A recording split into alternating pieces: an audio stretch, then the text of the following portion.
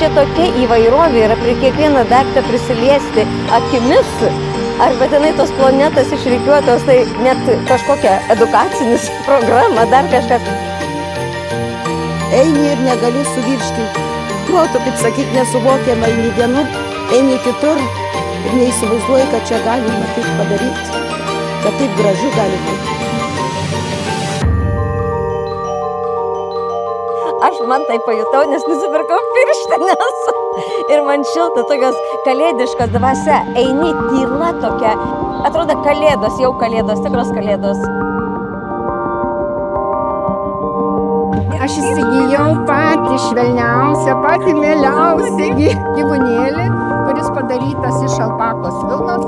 Ir jį padovanosiu savo šiandien 3 mėnesių sukaktį švenčiančiai anūkei. Aišku, vestuvės. Besmegenių vestuvės. Tai kaip visą laiką tą šau labai. Oi, spektaklis tai labai. Prisijaukėme jo labai, jaunuoju faina. Tikrai rinkčiausi važiuoti per kalėdas